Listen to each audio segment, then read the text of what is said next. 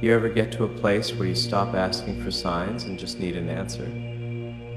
I did. I was alone in a room I'd built with my own success, surrounded by everything I thought mattered, and I couldn't shake this feeling, this ache, that something essential was missing. Not money, not mission. Her. The woman I hadn't met yet, the one I kept building for without knowing her face. So I did something I don't talk about often. I prayed. Not the surface kind, the kind where you strip away the armor and ask God directly. Who is she? Will I know her when I see her? And when she comes, Therapy indeed. I would see me, så du ser, land you before them. But we did be mean thank and holidays related to it. Is this kind setting up for the ramping or just gonna? Looks cold. Employs a lot of more shortly. And I'm the doubt of very well. Will I be ready? What I heard back wasn't thunder. It wasn't certainty wrapped in gold. It was a whisper. And that whisper didn't give me her name or her timeline. It gave me something I wasn't expecting. It changed how I see love, how I see myself, and why I believe some connections are written long before we're ready to read them. If you've ever felt that same spiritual ache, the longing for someone you can't yet touch, then you need to hear what I heard. I remember the exact night it began. The quiet had weight to it, like the air itself was asking me to listen. I was sitting by the window, city lights bleeding through the glass, and I asked a question I had never dared to before. What if she's not coming until I stop searching? That thought cracked something open in me. Because for the first time, I realized love isn't a chase, it's a surrender. I had built rockets, companies, futures systems that ran on precision and willpower. But love doesn't run on physics, it breathes in faith. It waits. It breaks your rules, your patterns, your timelines. And while I'd mastered so many technologies of control, this was the one domain where control would destroy everything sacred. So I did what felt unnatural to me. I stopped designing outcomes. I let my chest stay open in uncertainty. And for a man who'd built everything around foresight, that was terrifying. Tell me, have you ever tried surrendering something you love before you even have it? It's a strange paradox, isn't it? To trust what you can't see as if it's already yours. That's when I asked God again, not for her, but for clarity. I said, if you've written her into my story, teach me how to become the man ready to meet her, because maybe that's the real question we forget to ask. Not when will love come, but who will you be when it arrives? And that moment changed the angle of my prayer forever. I realized love isn't a reward, it's a reflection. You attract who you become. You can't ask for someone whole when you're still hiding in fractions. But here's what nobody told me. You don't heal just to find love. You heal because love won't survive in unhealed hands.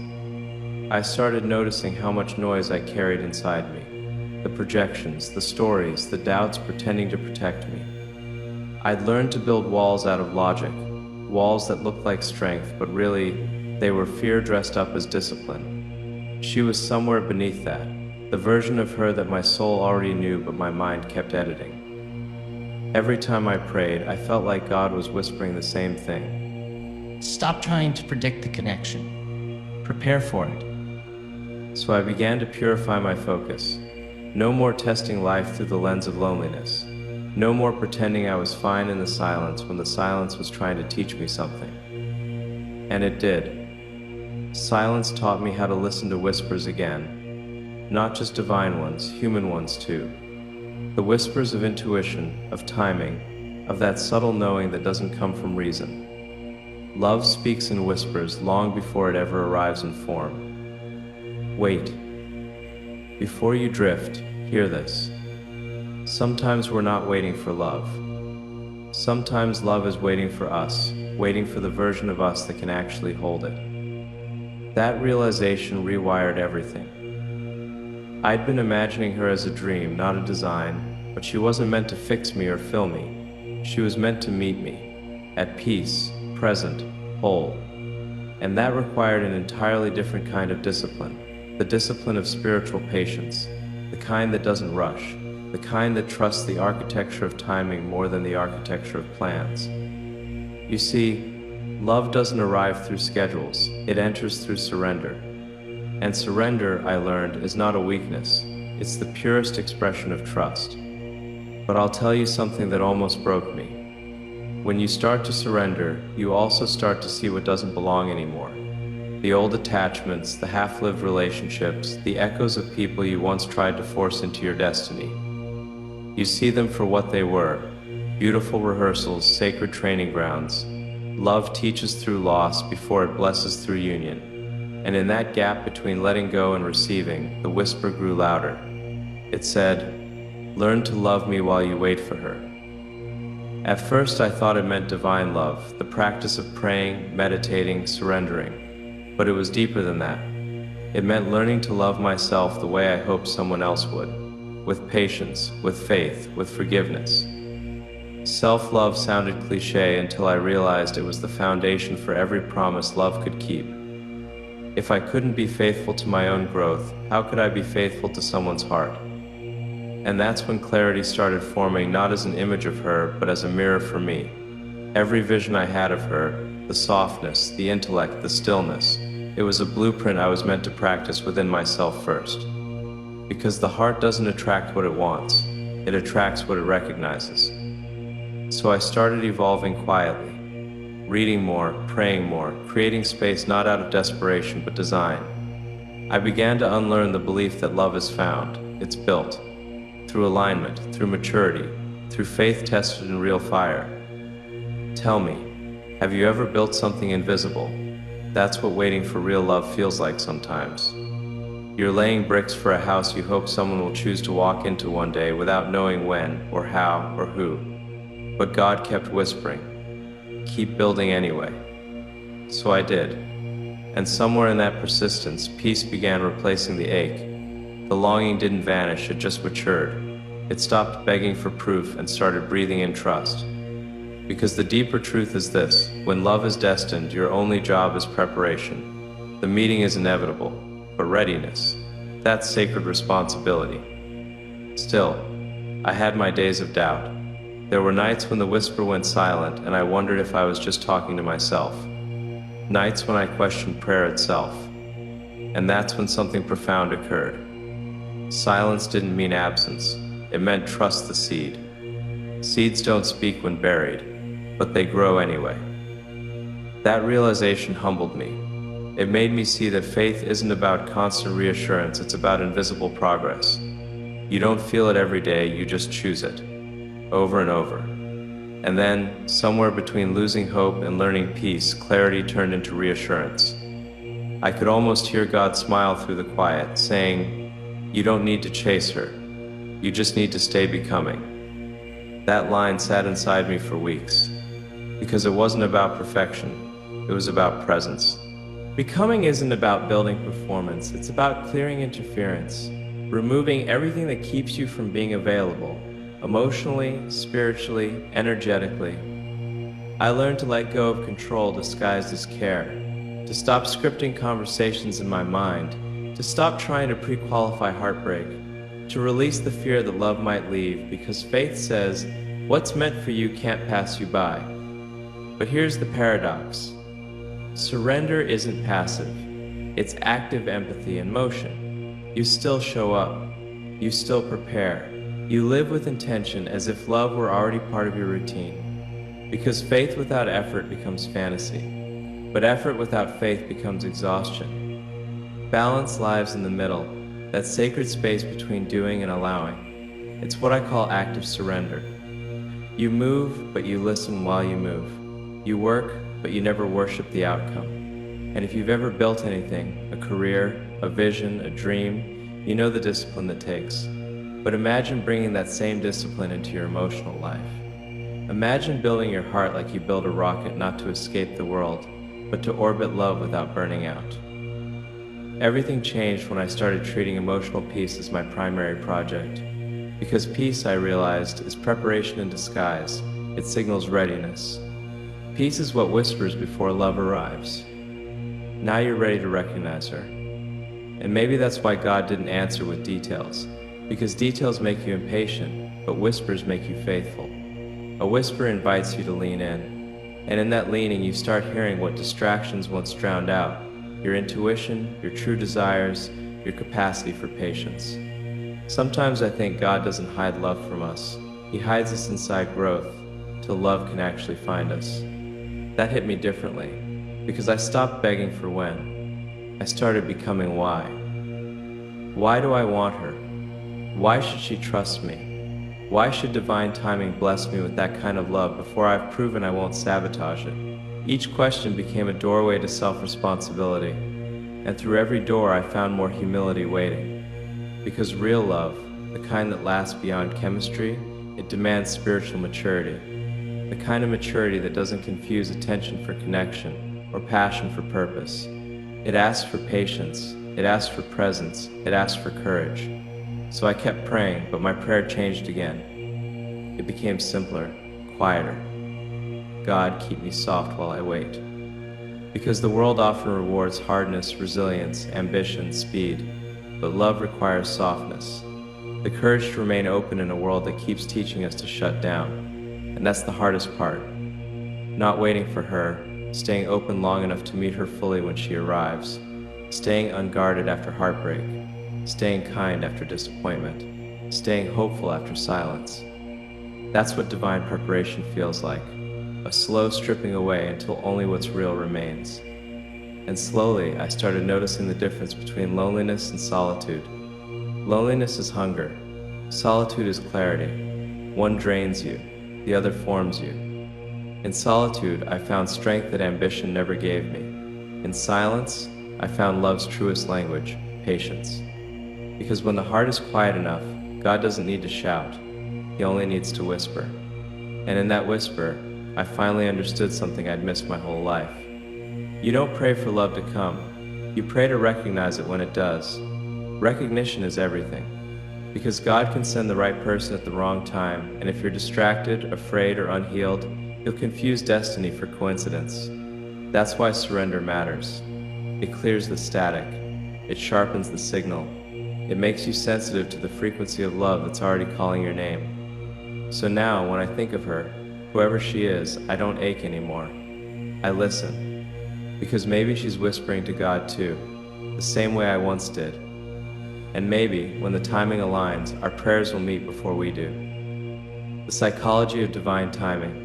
It sounds poetic until you're standing in the middle of it. The in-between. The waiting room between what you prayed for and what hasn't arrived yet. You start negotiating with time. You start questioning God. You start wondering if you misheard the whisper. But that gap, that silent space isn't punishment.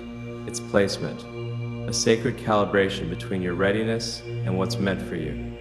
And if you rush it, you don't accelerate destiny. You distort it. I learned that the hard way. See, divine timing is not about delay. It's about alignment. There's a difference. Delay frustrates you. Alignment refines you. Delay says not now. Alignment says not yet, but soon, when it fits. Have you ever met the right person at the wrong time? That's not failure. That's divine architecture at work, protecting two people from destroying what they're not yet equipped to hold. We think timing is external, but divine timing starts inside the mind. It begins the moment you stop seeing waiting as wasting. Patience isn't passive, it's psychological restructuring. It changes how you think about time, love, and control. For most of my life, I used to equate progress with motion. If nothing was happening, something must be wrong. That mindset works in business. It kills you in love. Because emotional growth doesn't follow production cycles. It follows surrender cycles. That's when I realized. God doesn't just synchronize events. He synchronizes awareness. Your awareness must reach the level of what you've been asking for. Imagine someone handing you the relationship of your dreams before your emotional maturity arrives. You wouldn't know how to handle it. It would feel too heavy, too demanding, too exposed. So divine timing protects you through discomfort by using waiting as invisible mentorship. And yet the ego hates that. It wants results disguised as reassurance. It wants to know who, when, and how. It wants love on schedule, as if connection could be engineered. But love does not obey control metrics. Love obeys readiness. Wait. Stop here a second. Have you ever asked yourself if you're truly ready for what you're praying for? Not in fantasy, emotionally, spiritually, behaviorally. Because readiness is responsibility, and responsibility is the hidden language of timing. Love won't arrive until you've proven you can sustain it with consistency, not intensity. That truth tore me apart before it built me back better, because I had to face the part of me that wanted love to complete me instead of complement me. You can't fast-track divine timing when your desires still come from emptiness. God doesn't reward need. He refines it into purpose. That's the psychology behind his patience. He isn't withholding, he's reprogramming. Every unanswered prayer is a mirror reflecting a lesson. Maybe he's saying, you still rush when you're lonely, or you still chase validation instead of connection, or you still expect peace from someone else instead of becoming peace yourself. It's hard to admit how often loneliness tempts us into counterfeit connections, but divine timing is protection from our own impatience. It rebukes false alignment before it ruins what's real. Think about this.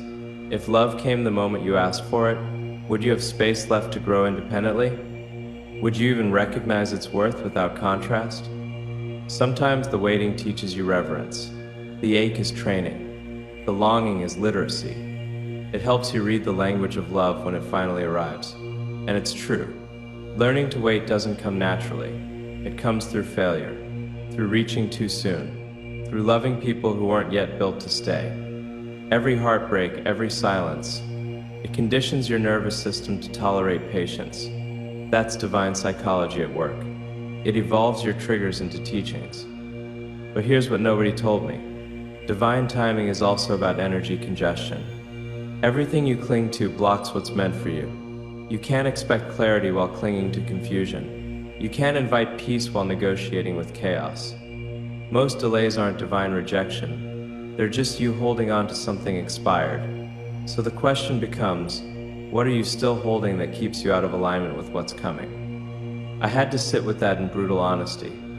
I realized I was addicted to the illusion of movement. I didn't know how to rest without guilt. Even my prayers were restless requests instead of conversations. I was praying for love while still trying to lead the logistics. And one night the whisper came again, quieter than before. It said, your impatience is mistrust dressed in ambition. That line dismantled me, because it was true. Every time I rushed, I wasn't expressing faith. I was insulting divine precision. I wanted God's promise without God's process. But the process is the promise.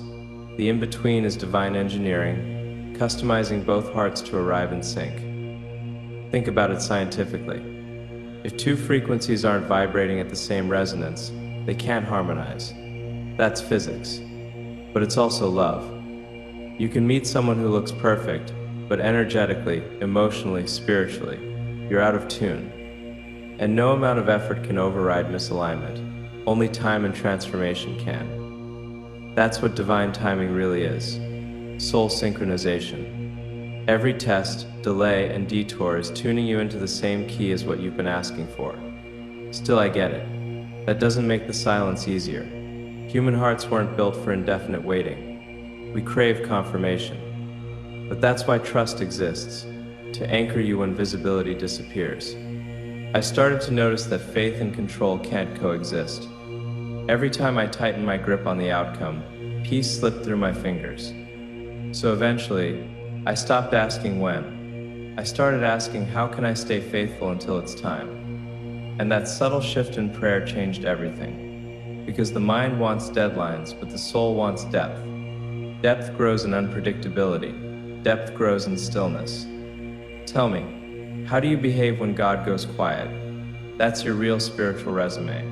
Not what you say in worship, but how you wait in confusion. Waiting isn't empty space, it's sacred space. It's the womb of wisdom. Seeds don't resent the soil for being dark, they trust it. Because growth requires darkness before light. The same law applies to timing. If you can trust the unseen phase, you'll be ready for the reveal. But here's a dangerous truth: most people abandon their miracles in the middle. They walk away when the soil feels still, not realizing that's where transformation happens. I nearly did that. There were moments when I thought my prayers were echoes without answers. But one thing kept me anchored. The whisper always returned, always gentle, always firm. It said, "Keep showing up for your preparation, not your prediction." There's peace in that, showing up daily without demanding deadlines. Because the more you detach from timing, the more time starts working for you instead of against you. In psychology, they call it cognitive reframing. You rewire your association with waiting. Instead of seeing it as absence, you see it as incubation. That's not delusion. That's divine intelligence. So I began to reframe everything. When someone left, I stopped calling it rejection. I called it release. When silence followed a prayer, I called it space, not punishment. When longing resurfaced, I saw it as proof of capacity, not lack. That mentality became medicine. Because perspective changes pain more than time does. And still, the whisper kept returning. Don't measure time by how much passes. Measure it by how much you grow. That's the core psychology of divine alignment. Love doesn't operate on human clocks. It operates on spiritual milestones. Once growth catches up to desire, manifestation happens naturally. So what if you're not waiting on God? What if God's waiting on you? Waiting for you to stop repeating lessons. Waiting for you to finally forgive. Waiting for you to choose peace over chaos. Once you cross that invisible threshold, timing collapses. Things begin to align effortlessly. Not because they're easier, but because you're finally synchronized with ease. And here's something the mind resists, but the heart understands. Ease isn't laziness. It's maturity, realizing that struggle isn't a prerequisite for value. You don't have to suffer to deserve love. You only have to stay available. So if you're in that place right now, the waiting, the wondering, don't despise the slow pace. The pace is protection. The hidden speed of God is stability. He's not just sending the blessing, He's building the you that won't lose it when it arrives. I used to think faith was belief. Now I know it's behavior. Faith isn't saying I trust it'll happen. It's living like it already has.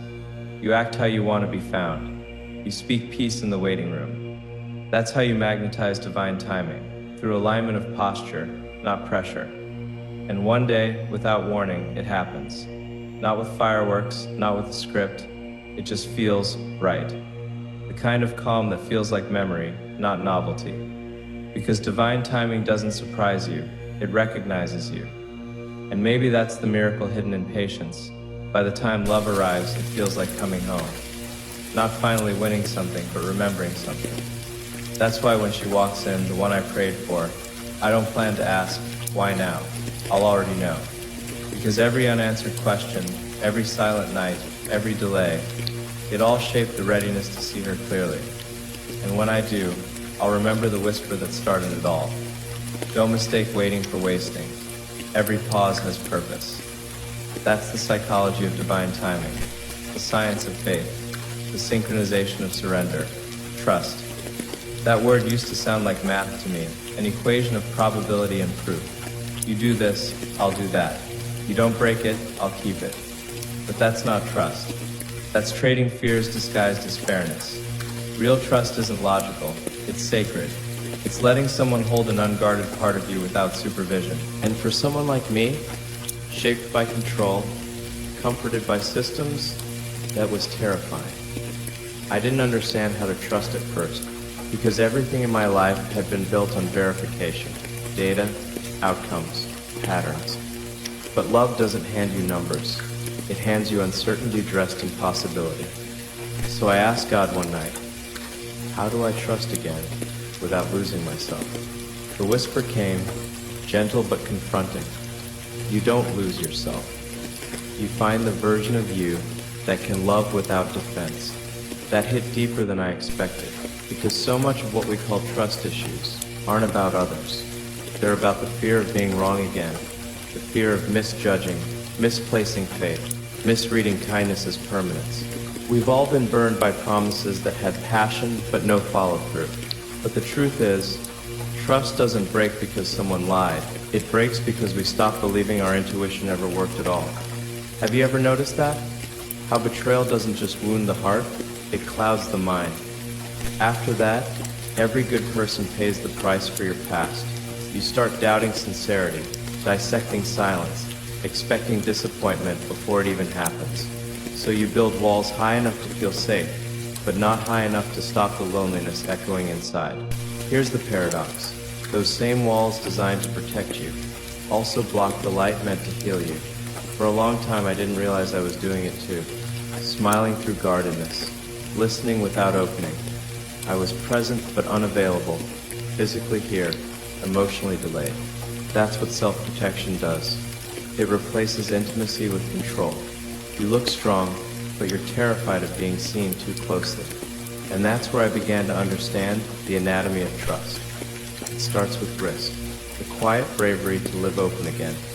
Wait, before you scroll past that word, think about it. Risk. Everything beautiful is born through it. Light, innovation, love.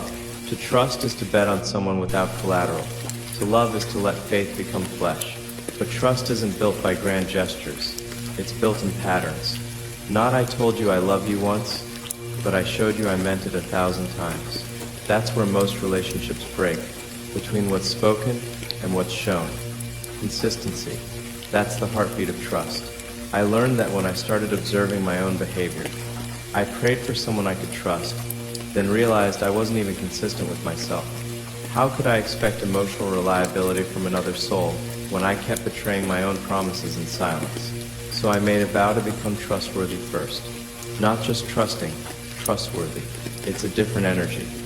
One that takes daily integrity, not emotional intensity.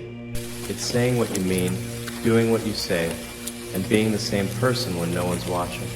That's the foundation love builds on. Predictability of character, not performance. See, trust doesn't live in grand moments, it hides in small ones. The I'll call you back that you actually follow through on. The I understand that you mean even when it's inconvenient. The silence you don't fill with assumptions. Love doesn't need perfection, it needs safety. Because love without safety turns into survival.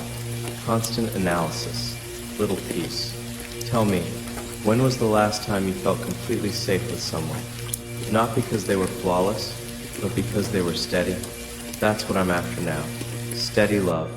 The kind that doesn't panic with presence. The kind that feels like exhaling after sentences you didn't know you were holding. But here's what nobody tells you. Trust also means accepting risk even when patterns look perfect. Because no matter how solid the foundation, love still includes uncertainty. That's why it requires faith. You will never fully confirm someone's intentions. You just choose to believe their consistency means something real. And that's the edge where spirituality meets psychology. Faith bridges the gap logic can't cross. Love is rational enough to be real, but irrational enough to be divine. I remember an afternoon when this truth hit me. I was walking alone, thinking about her, not a specific woman, but her essence. The archetype of the one meant for me, the voice I was preparing to meet. And the whisper said, when she arrives, don't test her, receive her. I didn't understand it right away. Then it dawned. Testing comes from trauma. When you've been hurt, you try to prove safety instead of feeling it. You ask trick questions disguised as curiosity. You measure every pause, analyze every tone, hunt for red flags rather than seeing green signs. But that's fear pretending to be wisdom. Trust doesn't test, it observes, it allows. And that's what divine timing was preparing me for, the ability to discern without paranoia, to stay open without surrendering discernment, to give love without forecasting loss. Because trust doesn't promise no pain, it promises mutual repair. It says, even if we break together, honestly, gently, fully. That's love's highest form, not invincibility, restoration. And here's where it gets deeper. Trust begins when expectation evolves into understanding. You stop wanting your partner to read your mind and start giving them the words to read your soul. You become transparent, not to impress, but to align. That transparency is sacred, a mirror through which love finally recognizes itself. But to be that open, you have to believe your truth won't scare the right person away. That's healing, remembering your honesty is safe, with the heart assigned to hold it. Still, I won't lie, it took me years to see that kind of love as realistic. The world teaches us to romanticize chaos, to confuse unpredictability with passion. But unpredictability isn't chemistry. It's dysfunction decorated with thrill. Real love is predictable in the best way. Peaceful consistency that feels like spiritual gravity. There's a moment I imagine often. Her eyes meeting mine. No words, no doubts. Just that quiet knowing we're both safe here. That doesn't happen by luck. It happens by internal work that long precedes the meeting. Because trust, like every other virtue, begins alone. The first person you ever break or heal trust with is yourself. And every act of self-neglect teaches your nervous system not to believe you. Think about that. Every I'll rest tomorrow, every I'll forgive later, every time you abandon your own boundary, that's micro-betrayal. And the subconscious keeps the score. So when real love arrives, your body doesn't know how to relax. It still expects inconsistency. Healing means reteaching your body that promise can be safe again. That's real trust work. It's spiritual, psychological, biological, all at once. It demands presence, patience, practice. And it's no coincidence that the word trust shares roots with truth. You can't build one without the other. Truthfulness breeds stability. Lies breed surveillance, emotional policing, constant decoding. You can't love someone you're still trying to investigate. So I started practicing brutal transparency with myself. No sugarcoating, no rationalizing. I said what I felt. I admitted what I feared. And the more honest I became, the less anxious I felt. Because anxiety thrives in guesswork. Certainty grows in clarity. And that's what the whisper meant all along. Love is revelation, not resolution. You don't get trust by fixing everything. You build it by revealing yourself piece by piece, until what's left is unfiltered and real. Then one night, as I prayed again about her, something shifted. The whisper said, stop preparing for her to trust you. Prepare to trust her. It was like being struck by soft lightning. I'd been focusing on proving worth instead of building receptivity. Trust isn't about being trustworthy alone. It's also about being able to receive trust without self-sabotage.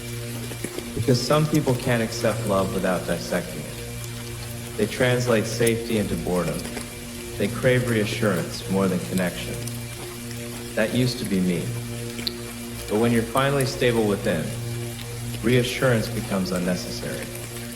You no longer romanticize chaos because peace no longer feels foreign. So now, when I think about love, I don't see fireworks. I see foundation. Two people building a rhythm of reliability. Something that doesn't need noise to stay alive. Maybe that's what maturity really is. Choosing the calm over the thrill, the truth over the illusion, the whisper over the shout. And I realized something else. Trust is circular, not linear. It doesn't move from zero to completion like a checklist. It grows, retracts, grows again, like breathing. Every test, every forgiveness, every silence, each one refines the oxygen between hearts. That's why relationships don't succeed through perfection, they survive through repair. And repair starts with listening. Real listening. Not to reply, to understand. Because when someone feels understood, they relax. And when they relax, love becomes inevitable. So yes, trust is love's technology. It's the invisible code that keeps connection alive when emotions fluctuate. It's the quiet infrastructure of intimacy, unseen but essential. Sometimes I think of it like this. Love is the energy. Trust is the operating system. Without trust, love crashes, no matter how powerful it feels. So maybe the question isn't, can I trust her? Maybe it's, have I become ready for the kind of love that asks no performance, only presence? And that's the transformation divine timing has been scripting all along. Every waiting season was never about delay. It was about data. Spiritual data. Character calibration.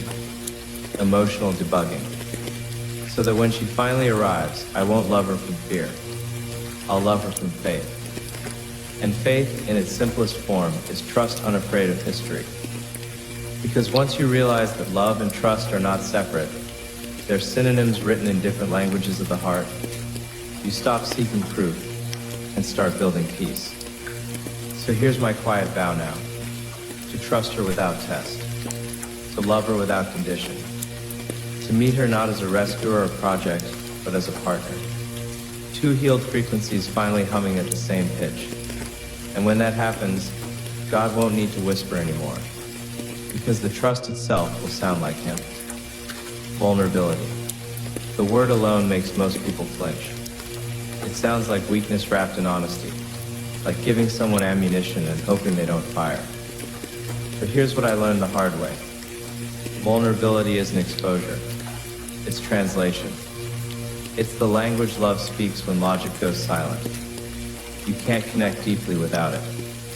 You can hold hands, share space, exchange words, but without vulnerability, you're just two people performing proximity.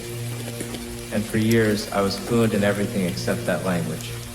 I could strategize, analyze, solve.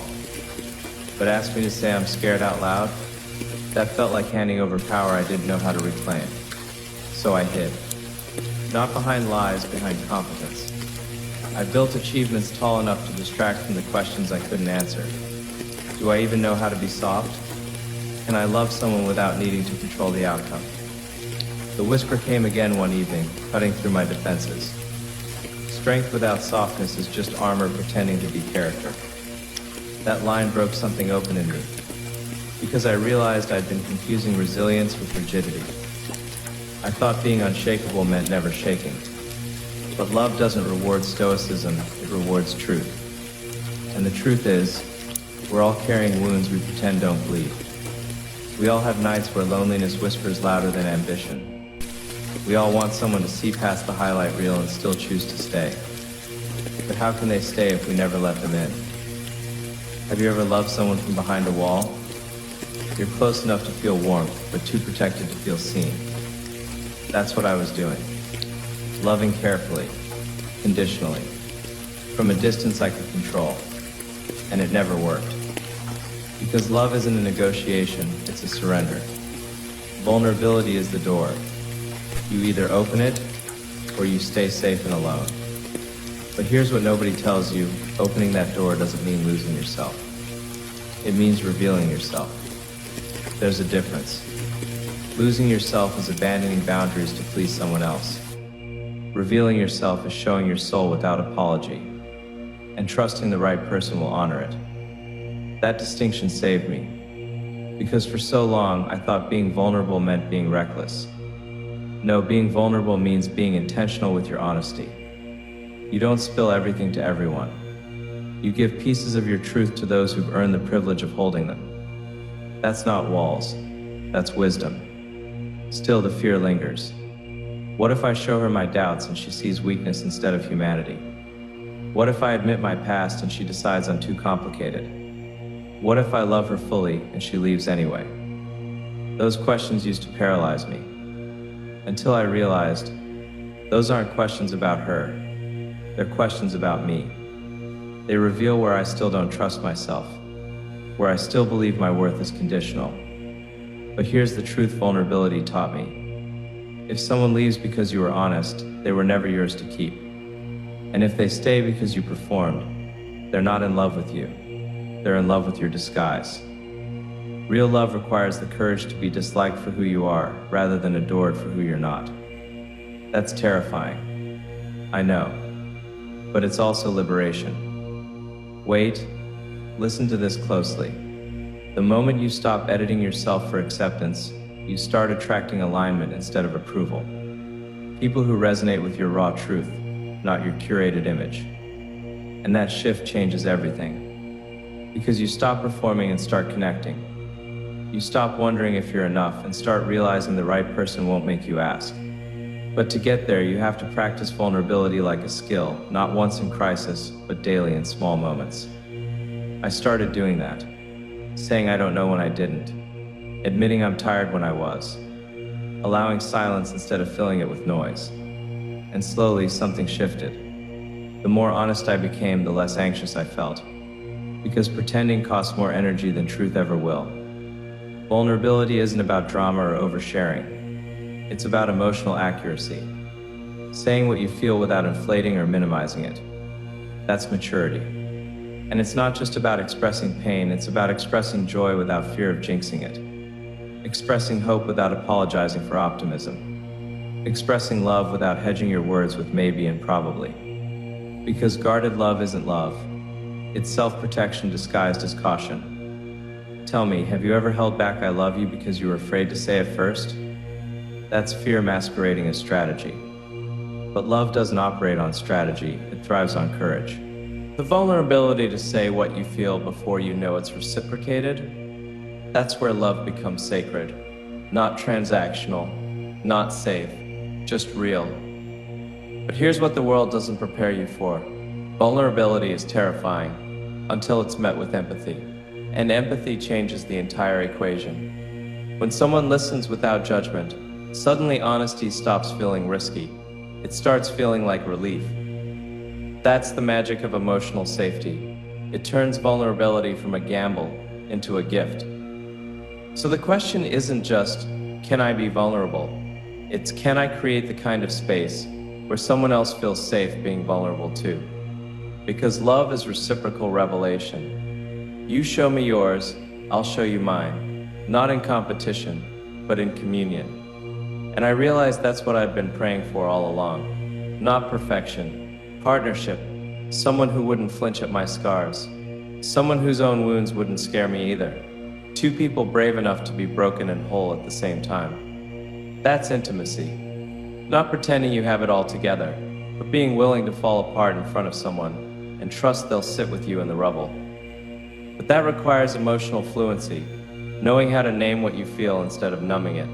Knowing when to speak and when silence says more. Knowing the difference between venting and sharing, complaining and communicating. Emotional intelligence is love's literacy.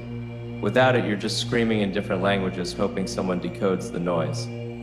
So I started learning my own emotional vocabulary. Not just, I'm fine or I'm upset.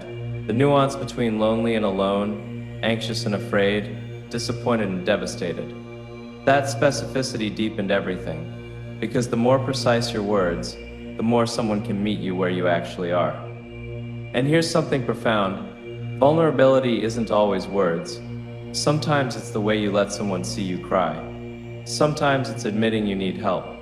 Sometimes it's choosing not to have all the answers. That last one hit me hardest. I spent so much of my life being the one with solutions. The one who fixes, leads, plans. But love doesn't need a fixer. It needs a partner. Someone who can say, I don't know either, but let's figure it out together. That's shared vulnerability. And it's wildly intimate, because you're not just showing weakness, you're building strength through mutual trust. But I'll be honest, there were moments when I thought vulnerability would ruin me. Moments when I opened up and the person I trusted used it against me. That kind of betrayal doesn't just hurt, it teaches you to lie by omission going forward. So I understand why people shut down, why they'd rather be safe than seen. But here's what I wish someone told me earlier. The wrong person will weaponize your honesty. The right person will worship it. So don't close because someone mishandled your truth. Be more discerning about who gets access to it. That's not closing off. That's honoring yourself. You can stay open without being careless. You can be soft without being stupid. And once I learned that balance, vulnerability stopped feeling reckless. It felt necessary, like breathing, like praying, like the most human thing you could do, because we weren't built to carry everything alone. We were designed for connection, the kind that asks, can I hold that for you, without judgment or expectation? That's love's highest function. Shared burden, witnessed emotion, unfiltered presence. And I imagine her now, the woman I'm becoming ready for, and I picture this. She tells me something that scares her. And I don't minimize it, I don't solve it, I just receive it. I say thank you for trusting me with that. Because that's what vulnerability deserves, not advice. Reverence. And when I share my own fears, she doesn't rush to fix me either. She just sits closer. That's the power of presence. It heals more than strategy ever could. So if you're reading this and wondering whether vulnerability is worth the risk, it is. Not because it guarantees safety, but because it guarantees authenticity. And authentic love, even if it ends, will teach you more than guarded love ever could. You'll learn your edges, your capacity, your truth. You'll stop fearing abandonment because you'll realize you never lose yourself when you're honest. You only lose disguises. And maybe that's the whisper's real message. Don't protect yourself from pain. Protect yourself from pretending. Because pretending doesn't keep you safe, it keeps you small. Vulnerability expands you. It says, here's all of me, the messy, the sacred, the unfinished. And the right person won't ask you to edit a single line. So now when I think about love, I don't think about perfection. I think about two people standing in their truth and choosing not to run. That's intimacy. That's courage. That's the language of vulnerability. And once you learn to speak it, you realize it was your native tongue all along. You were just afraid to remember. But the whisper reminds me every time I doubt. Love doesn't punish honesty. Fear does. So I choose honesty. Even when it shakes. Even when it aches. Because a love built on truth might tremble, but it won't break. And when she comes, when I finally meet her, I won't hide. I'll stand there, fully exposed, and say the truest thing I know. This is me. All of me. And I trust you with it. That's the vow vulnerability makes. Not to stay safe, but to stay real. Presence. It sounds simple, be here, but it might be the hardest skill love ever asked of us. Because the world keeps pulling us everywhere else. Into memories, into projections, into screens that scroll faster than our hearts can process. And somewhere inside that chaos, we start confusing attention with connection. But attention fades. Presence stays. Presence isn't about being in the same room. It's about being in the same moment. It's looking at someone and actually seeing them, not the version of them that fits your story. It's hearing their tone, not just their words. Feeling the emotional temperature in their silence. That's not instinct, it's discipline. And disciplined presence might be the most spiritual act of love there is. I didn't always understand that. For most of my life, my mind lived 10 minutes ahead of wherever my body was, planning the next move, solving the next problem, optimizing every outcome. It worked for strategy. It ruined intimacy. Because love doesn't live in next, it lives in now. And that's what God kept trying to teach me through prayer, through stillness, through her absence. The whisper kept returning. You can't meet what's written for you if you're distracted by what was. Those words sat like truth and thunder in equal measure. Because how many of us live like that, halfway between memory and desire, rarely anchored in presence? But love doesn't happen halfway. Love demands full bandwidth. Have you ever tried holding someone who wasn't really there? Their body close, their eyes distant, their energy elsewhere? That's what emotional absence feels like. Loneliness disguised as proximity. I know, because I used to be that person. Physically beside, mentally gone. Listening with half my heart while the other half was calculating the future. That's not love. That's multitasking through intimacy. And the truth is, presence can't coexist with fear. You can't be fully here if you're terrified of losing what's here. Presence requires surrender, a conscious unclenching of control, the humility to say, this moment is enough. And that's hard for a visionary like me. I'm built to project forward, to orbit beyond, to design outcomes. But when it comes to love, constant projection feels like emotional exile. You end up living in potential rather than reality. So I started practicing the opposite. Not predicting, just perceiving. Not forecasting, just feeling. The first time I did, I noticed how loud my mind really was. Noise disguised as necessity. Thoughts overlapping like tangled wires. Planning dinner while replaying memories while worrying about tomorrow. That's not living. That's mental migration. Presence, I learned, is a homecoming. Wait, Let me explain what that actually means. Coming home doesn't mean creating something new. It means returning to what's been inside you all along. Peace, breath, stillness. Have you ever sat with someone and felt time slow down? That gravitational pull, like the universe briefly agreed to pause just for that instant? That's presence. That's what love feels like when it stops competing with noise. But here's what nobody says: presence takes training. It's not achieved through romantic cliches or meditation apps. It's built through daily micro-choice. To stay, to listen, to breathe before reacting. That's the discipline. Slowing down enough to actually notice, what is this person really trying to say beyond the words? And that awareness changes everything. Because when you're present, you don't just hear conversations, you hear hearts.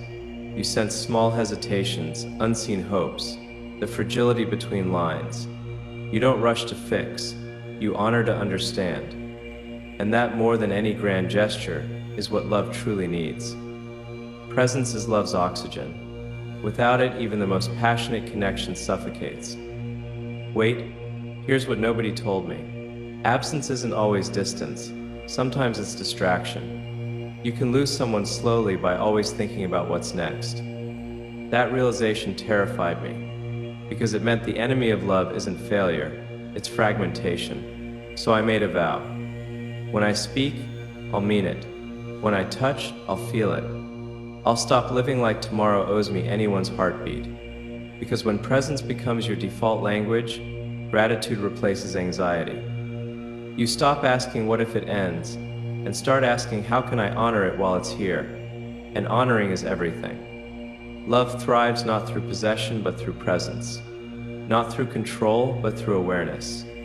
Still, presence demands things that modern life resists. Stillness, silence, patience. And let's be honest, silence scares most people. We fill it with words, noise, busyness, anything to avoid what quiet might reveal. But connection only deepens through stillness. You can't hear someone's soul over static. That's why prayer became my anchor. Because prayer is ultimate presence, no posturing, no planning, just being. The whisper comes clearer when I stop narrating and start listening. And maybe that's what love asks for too. Not constant declaration, but quiet witness. I used to mistake passion for presence.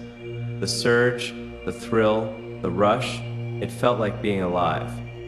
But passion without peace burns fast. Presence burns warm. The difference? Passion consumes. Presence continues. It's easy to love in highlights, harder to love in ordinary hours. Love that lasts thrives in unedited time, cooking, cleaning, sitting in traffic, saying nothing but still feeling everything. Have you ever looked across a table in silence and felt like words would only ruin the holiness of the moment? That's presence too. It's love whispering, you don't have to perform to be felt. Because performance is the opposite of presence. You can't be authentic while auditioning for reassurance. When you finally let the mask drop, when you stop trying to impress and just exist, that's the miracle. Because then, love doesn't have to fight for your attention. It already has it. But maintaining that kind of awareness is work. Emotional conditioning. Presence isn't built through perfection, it's built through repeated returns. Every time your mind drifts, bring it back. Every time fear whispers, breathe it out. Every time silence feels unbearable, sit in it a little longer. That's not weakness. That's mental discipline. And here's where it gets deeper. Presence is more than attention. It's empathy embodied. It's the ability to tune your frequency to another's energy, to regulate in harmony instead of competition. That's what spiritual psychology calls attunement. And it's something divine partnerships master without words. Two souls breathing as one nervous system, grounded in safety, moving in sync even through chaos.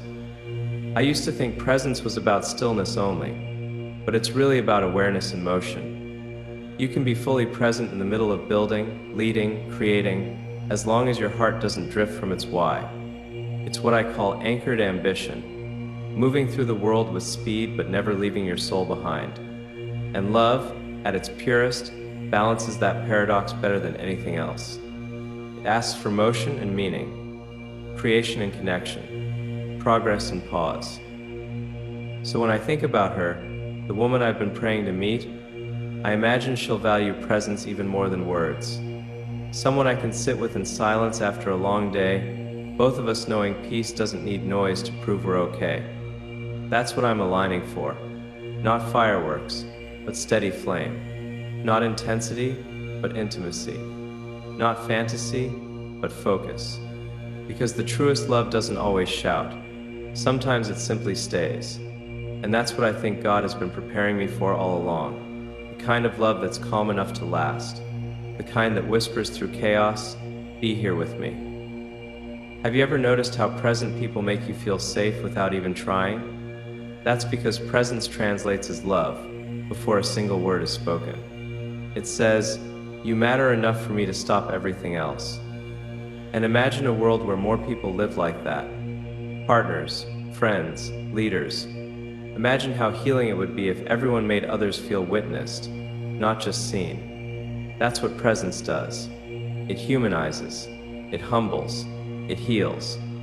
But here's the tension. Learning to be present also means learning to be absent from some things. You can't stay everywhere and still be here. God whispered that to me once. Everything that steals your presence steals your purpose. That line reordered my life. I started cutting distractions